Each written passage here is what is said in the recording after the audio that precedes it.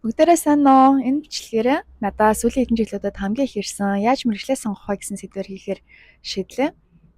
Бичлэгээ 3 бүлэгт хуваасан. Эхнийх нь миний мэргэжил боловсролын тухай, хоёрт карьерийн замналын маань тухай, гуравт мэргэжлээ яаж сонгох вэ? Мэргэжлээ сонгоход хэрэгтэй tips гэсэн байгаа. Тэгэхээр хэрвээ завгүй байгаа бол цаг багтаа байгаа бол 3 дахь timestamp буюу мэргэжлээ хэрхэн сонгох вэ гэдэг дээр очиод сонсоорой. За миний мэргэжлээ яаж сонгосон талаар ярих юм бол би 7 дугаар анги хүртлээр Орос сургуульд сурсан. Тэгээ 9-өөс 11 дугаар анги хүртлээр Монгол сургуульд сурсан. 1-р ангиасаа ер нь л онц сурдаг хүүхэд байсан. Гэхдээ ер нь жоохон юм урсгалаараа байсан юм уу гэж боддог. Одоо бодохоор би яш өгөн өгтлөө, яш бараг өгөөд дуустлаа. Яг ямар мэргэжил сонгох уу гэдгээ тодорхойлж чадаагүй явсан. Тэгээ яш өгөхдөө за ямар тааш би санхүүгийн мэргэжил сонгондоо тийм болохоор энэ төрлийн шалгалтуудыг өгчий гэж өгч исэн. Гадагшаа явах талаар ч огт бодоогүй. Тэгэхээр жоохон урсгалаараа байсан санагдаад байгаа юм. Хайнга. Хүүхэд ахтаа болохоор ерөнхийлөгч болохыг хүсдэг байсан. Тагнуулч, нисгэгч, хувцас дизайнер, интерьер дизайнер. Тэгээд нэг 7 мал дугаар ангидаа бол IT инженер болно гэж боддог байсан. Ахлах ангид орсноос хойш болохоор за математиктай сайн юм чинь одоо эрэлттэй байгаа эдийн засагч, банк санхүү, хуульч зэрэг мэргэжлүүдээс эсвэл сонгондоо гэж боддог байсан. Тэгээд эргээ бодохоор яг бас тухайн үеийнхаа нөлөөнд л автсан л байгаа юм л да. За тэгээд шалгалтаа өгөөд хийшээ оноо гараад санхүү эдийн засгийн дээд сургууль юугаараа санхүүгээрээ хамгийн сайн юм байна гэж тийш орохоор боллоо. Одоо болохоор санхүү эдийн засгийн их сургууль шүү дээ тий. Тухайн үедээ олон улсын мэргэжлийн эхлэн бодогч 2 дээр нэмэх 2 буюу 2 жил Монголд 2 жил гадаадад гэсэн юм ACCA их хөтөлбөрт орж исэн. Уг нь яг яшаа өгчүүд би бистэ яаж ч байсан эхлэн бодогч болохгүй гэд ярьж исэн чинь ингээд олон улсын мэргэжлийн эхлэн бодогч ингээд орчиж байгаа. Тэгээ яагаад орсон шалтгаан нь болохоор бүр инээдтэй. Ээж маань тухайн үед миний охин чи өдрийн ангид орох уу эсвэл энэ бизнесийн хамтарсан ангид нь орчих арай амархан гэж байна. ACCA ангид нь болохоор хүүхдүүд голоос нь шантраад гарчдаг гинэ гэсэн чинь л миний шар хөдөлсөн. Та намайг чадахгүй гэж бодож байгаа юм уу? Та намайг чадахгүй гэж хэлж байгаа юм уу? Би танд чадаж үзүүлье гэд. Тэ орчвоо. За 1 жил өнгөрлөө, 2 жил өнгөрлөө. Нэрэл хүүхдүүд голоос нь ангиас солиод явчдсан байна. Гэхдээ шарандаа орсон хүн чинь тэгж чадахгүй шүү дээ тий. Шалгалтууд маань англи хэл дээр тэгээ нөө цаанаас авдаг байсан болохоор нэлээд хүнд байдаг байсан. Тэгэл өмнө хичээл хийж байгаагүйгээр их хичээл хийсэн, маш их хичээсэн. 3 дахь курсээсээ Лондон сурахаар яваад тэндээ 2 жил хагас болсон гэж санаж байна. Тэгээ Advanced Diploma in Accounting and Finance гэдгийг эхний жилдээ авангуудаа тэрийгэ Монгол дахь бакалавртайгаа үзүүлээд бакалаврын диплома авсан 3 жил хагасаар дараагийн жилдээ болохоор Masters in Accounting and Finance гээд магистрийнхаа дипломыг санхүү эхлэн бодох бүртгэлээр авсан. За тэгээд эргээд Монголд ирээд ACCA-ийнхаа дутуу шалгалтуудыг өгсөн. Яагаад вэ гэхээр яг ACCA-ийн шалгалтууд бол аль сургуулиас тусад нь авагддаг байсан. За тэгээд 20 настайдаа би эргэж Монголдоо ирээд ажлын гараагаа эхлүүлээд ACCA-ийнхаа үлдсэн шалгалтуудыг дуусгасан. Яагаад тэр үедээ Лондонд үлдээд ажил хайгаагүйгээ би бас айгу гайхдаг. Ер нь бол ажил хайгаагүй. Тэгээ эргээ бодохоор би дахиад урсгалаараа байж тээ. За тэгээд мэргэжлийн хувьд дахиад нэг юм байгаа нь би 1 жилийн өмнө CFA эхлүүлсэн. Тэр нь болохоор олон улсын магадлал итгэмжлэгдсэн санхүүгийн шинжээч зэрэг нийт 3 шалгалттай. Одоогоор 2-ыг нөгөө тэнцсэн байгаа. Дахиад нэгийгээ би 8 сард өгөх гээд бэлдээд явж байгаа. Ийм хүн байна. За дараа нь болохоор би өөрийнхөө карьерийн замналын талаар ярив. Лондонд байхдаа бол мэдээж цагийн ажил энэ төр хийж исэн. Бүр тэрнээс өмнө бол ахлах ангид байхдаа ийм онлайн шоп ажиллуулад хувцас зардаг байсан.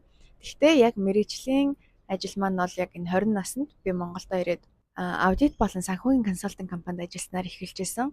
Тэр компанид болохоор нэг удаан ажиллаагүй 2-3 сар ажиллаад сольсон. Яагаад вэ гэхээр тухайн үеийн миний зан чанар жоохон тохирохгүй санагдсан.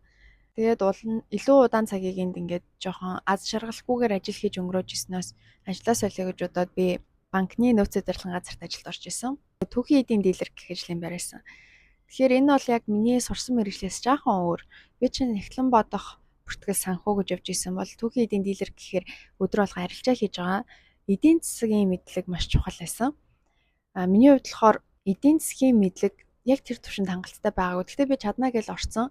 Тэгээ айгүй хурдан качап хийх шаардлага гарсан. Тийм болохоор хурдан ажиллаа хийгээл хурдан хүмүүсээс эргэн тойрноос суралцаад явахаас өөр арга надад үлдээгүй. Тухайн үед Америк Хятад хоёрын хооронд trade war буюу худалдааны дайн дөнгөж эхэлсэн. Ер нь эдийн засаг аягүй савлгаатай байсан. Трамп нэг твит хийгээл ер нь яг одоогийн шиг Трамп яг нэг твит хийгээл бүх юм ингээл дэшээ доошоо савлаа л те. Миний өнөөг өдөр бол түүхийн эдийн зах зээлийн судалгаа хийх, компаниудын судалгаа хийх, дэлхийн геополитикийн асуудалд шинжилгээ хийх, Америкийн одоо инфляцийн дээрээс нь мөнгөний бодлогын хариуг хүлээж аваад тэрнээсээ шалтгаалаад арилжаа хийх, өөрийнхөө клиентуудаа хөрөнгө оруулалтын зөвлөгөө өгөх, түүхийн эдийн позицийг нь хамгаалах, эрсдлийн менежмент хийх зэрэг ажлуудыг хийдэг байсан. Гэхдээ банкны нэг онцлог тал нь болохоор үйл ажиллагаа нь тодорхой, хийх зүйлсэн ч гэсэн тодорхой. Тийм болохоор нэг 2 жил ажиллаад надад өдөр болгоо нэг ижилхэн өнгөрөөд байгаа юм шиг санагдсан. Тэгээ өөрөө санаачлаг гаргаад юм хийх сонирхол байсан ч гэсэн айгүй олон шатны approval авах шаардлагатай, зөвшөөрөл авах шаардлагатай. Тийм болохоор арай стартап соёлтой ажил хийхийг хүсээд ажлаа сольсон. Банкнд ажилласнаар болохоор би цэгцтэй байж сурсан, зарчимж хариуцлагатай, ёс суртахуунтай, технологи болон мэдээллийн аюулгүй байдалтай маш сайн танилцсан.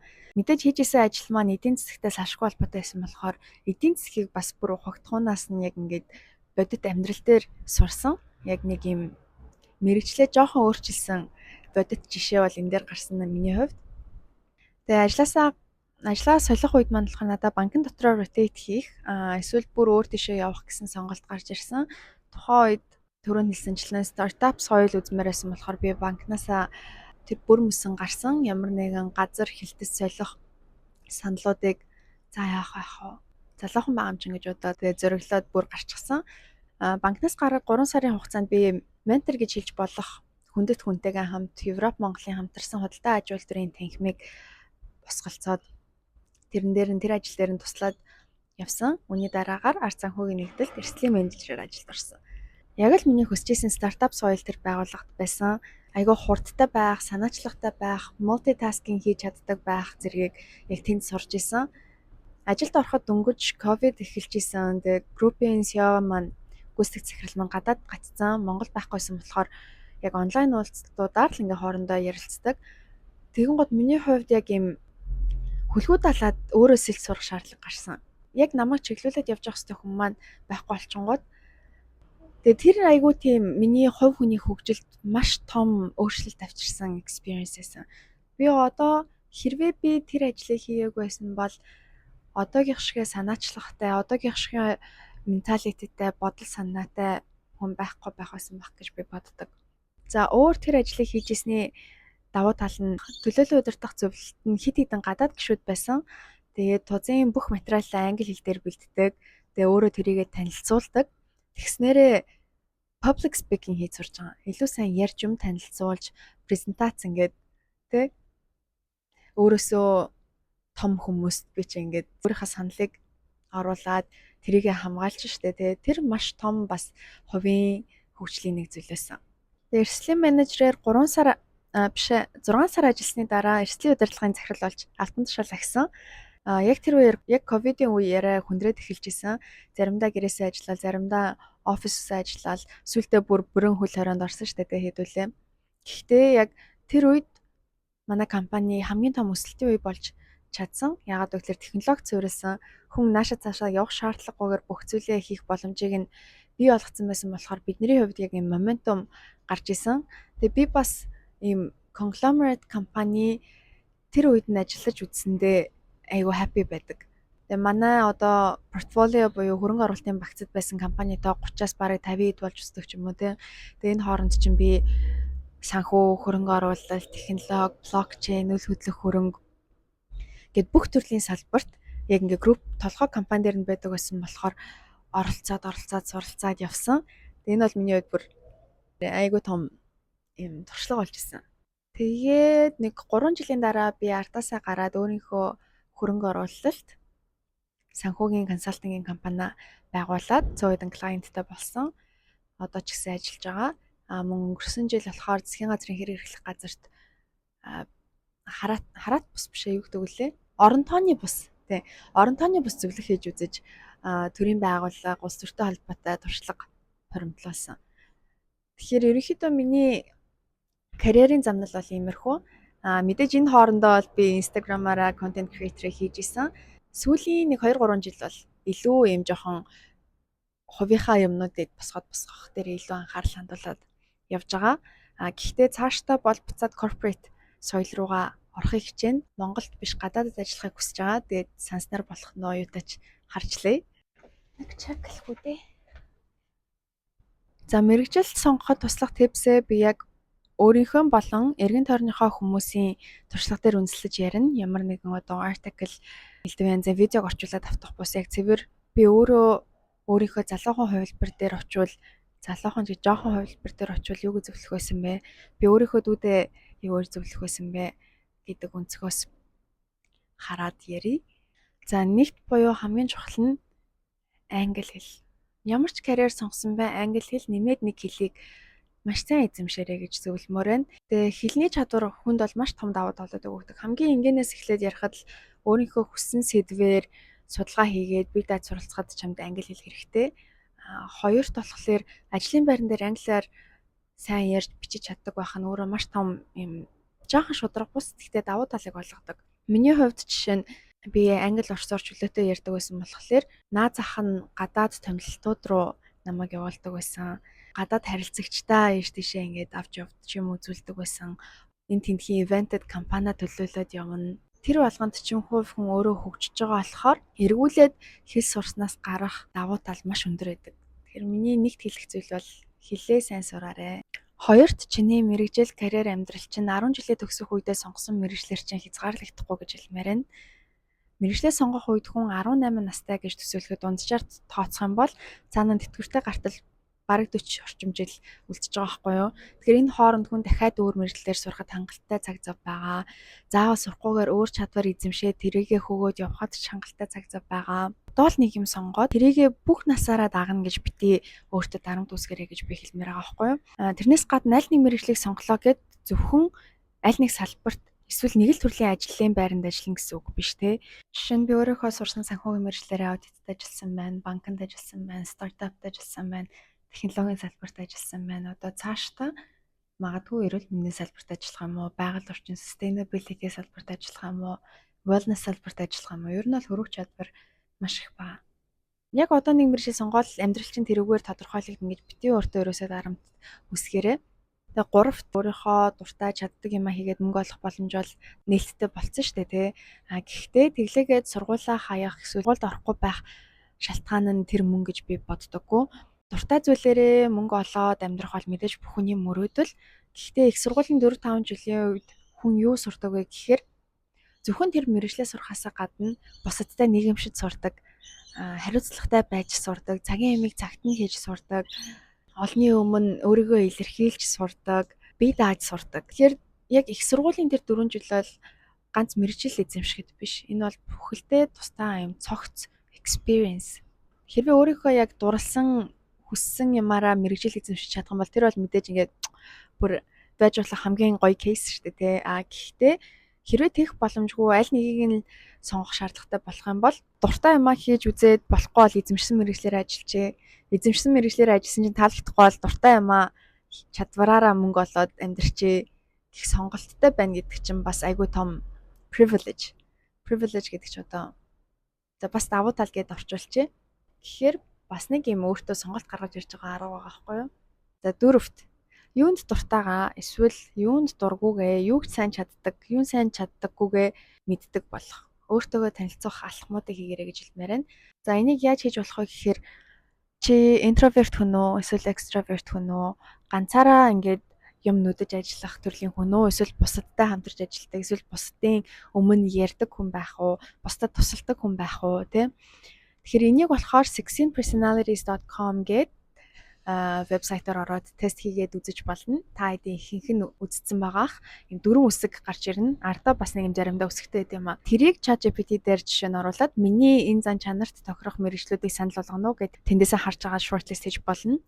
Бас хэрвээ astrology итгэдэг бол astro.com-оор ороод өөрийнхөө төрсөн он сар өдөр цагаа оруулаад natal chart-а гаргуулна. За natal chart-а гаргуулангуудаа 2 3 6 8 9 10 гэсэн хаусууд дээр чинь ямар орд байна, бас ямар гаригууд тэнд байна гэдгийг хараад тэрийгэ ChatGPT дээр оруулаад эднэрийг надад тайлбарлаад өгөөч. Бас эднэрт тохирох ямар мэргэжлүүд байна гэдээ асууж болно. Би өөрөө бол яг astrology бүрэн итгэл үнэмшил байдаггүй. Гэхдээ заримдаа ингээд нэг юм хүн me time авдаг шүү дээ тий. Зүгээр л толгоо өвддөггүй, янз бүрийн ингээд өөрөө өөртөө танилцсан гоё юмнууд хийгээд юм бичээд сумаар байгаа үед astrology судалдаг. Өөрийгөө ингээд хайж үздэг. Ерөнхийдөө нэлээд гайгүй таарад идэг санагддаг. За би микрофоноос солих хэрэгтэй юм шиг байна. Саяхан би яг энэ хауснуудын учрыг олоод тэгээд хайж үзсэн байхгүй. Тэгсэн чинь минийх бол яг ажил карьерийн хувьд ер нь л бүгдэн дээр нь сайн таарсан л да. Тэгээд ажил карьерийн хувьд нэрээ бас ингүүл зүгээр юм байна гэж бодогцсон. Тэгээд саяхан хэлсэн хаусууд гэдэг маань болохоор хүнийг ийм 12 төрлийн хауст амьдралынх нь хэсгүүдийг хуваацсан байгаа юм байна л да. Жишээ нь одоо мөнгө гэдэг юм уу, харилцаа гэдэг юм уу тий. Тэгээд тэднэр нь ямар хуу байх уу гэдгийг ямар энергиээр захирагдаж байна гэдгийг тайлбарлаж өгдөг. Энэ бас хэрэгтэй байж магадгүй гэж бодож байна. Сонирхолтой байх. За тэгээд бусад мэргэжил сонголтын тестүүдийг хийж үзэх, янз бүрийн мэргэжилтэй кинонууд үзэх, ярилцлагууд сонсох, артиклууд унших, видео үзэх, их сургуулийн хөтөлбөрүүдтэй танилцах зэргийг хийж иж яг юунд дуртай байгаагаа мэдрэмж авна. За тавтах нь энэ аягүй чухал шүү. Хүмүүс аягүй энэ алдаа гаргадаг. Ахлах ангид байхдаа оюутан байх үедээ төрөл бүрийн сайн дурын ажил болон дадлагжих ажлуудыг хийж үзэх хэрэгтэй. Ингээ хүмүүсийг харахаар хүний төлөө хийж өгч байгаа юм шиг байгаад байдаг байхгүй. Эсвэл зүгээр нэг дүн тавиулахын төлөө үгүй штэ. Өөрийнхөө төлөө чи яг энэ ажлыг хийвэл ирээдүйд ямар байна? Иймэрхүү ажил яад юм байна? Ямар ажилтны байран дээр байгаа хүмүүс юу хийж ийн гэдгийг ажиглаж, суралцаж яг ингээд харж мэдрэмж авахд зориулагдсан зүйл байхгүй юу? Тэгэхээр тэрийг яг ингээд өөртөө зориулаад хийж агаарэ. Өөртөө санаачлахтай байгаарэ гэж хэлмээр байна. 6-ад нь одоо болон ирээдүйд эрэлттэй байх мэргэжлийг сонгох нь зөв үү, буруу юу гэдэг талаар ярив. Үнэхээр ямар мэргэжил сонгохоо мэдэхгүй, аль нэг мэргэжил рүү энэ л яг миний юм байна да гэсэн мэдрэмж байхгүй бол why not? Би бол зөв л гэж боддог. Харин ч яг юу хэмээр байгаа тодорхойлж чадахгүй байгаа үед бол зөв стратеги гэж боддог. Тэгвэл маш том анхааруулж хэлэх нэг юм нь иймэрхүү байдлаар мэргэжлийг сонгохдоо хин нэгний хэлсэн үгний дагуу найзууд чинь юу сонгож байгаагаар бус яг өөрөө тэр мэргэжлүүдээ судалж агаад аль нь чам тохирохоор байна тэрийг нь сонгоорой. Тэгэхгүй бол дараа нь хин нэгнийг буруутгах эсвэл өөрөө тэр хариуцлагаа хүлээхгүй сургуулийн голоос нь хаях тийм эрсдэл үүснэ. Яг хин нэгний хэлснээр аль нэг мэргэжлийг сонгочоо тэр нь таалагдахгүй бол тэр бол сэтгэлд хамгийн төвөгтэй байдаг мэдрэмж учраас энэ алдааг битгий гаргаарай гэж хэлмээр байна. За хамгийн эцэст нь мэдээд сургууль сонголт орж ирнэ. Тэгэхдээ би өөрөө бол сургууль сонголттоо яг өөрийгөө хангалттай хичээгээгүй гэж жаахан зэмлдэг. Сэтгэл дундуур байдаг болохоор энэ тал дээр бол өөртөө маш сайн судалгаа хийгээрээ дараа нь над шиг битгий ингээд харамсаад суугаарай л гэж хэлэхээс өөр юм хэлж чадахгүй. Гэхдээ миний одоо нэг өөрөөрөө бахархдаг зүйл маань болохоор хэдийгээр би одоо хүсэж байгаа шигэ те Ivy League сургууль төгсөж чадаагүй ч гэсэн ажлын байранд гарснаасаа хойш би яг тухайн үедээ яг тухайн цаг мөчтөө нөхцөл байдалтай өөрийнхөө мэдчихсэн зүйлсээрээ зүгээр л өдөр болгон би хамгийн сайнараа хичээсэн. Тэгэхээр сургууль бол бас хамгийн том фактор биш. Хамгийн гол нь хувь хүний хандлага чинь аягүй чухал шүү гэж хэлээд энэ хэсгээ дуусгая. Хамгийн гол нь та хэд маань юу хийвэл би ажиргалтай ах уу? Ямар ажиллаар би өөртөө хангалуун сэтгэлийн хувьд бас мөнгөний хувьд амьдрч чадах уу гэж бодоод мэргэжлээ сонгоорой. Амжилт хүсье. За энэ хүртэл цаг гарган үзсэн та бүхэндээ маш их баярлалаа. Энэ бичлэгийг хийх явцдаа би бас өөртөөгөө ярилцаад айгуу гоё бяцлагсан хэдэн цаг өнгөрлөө. Хэрэг болсон бол лайк дараад, комент бичээд subscribe хийвэл миний хувьд хамгийн том бэлэг болно. Баярлалаа. Баяртай.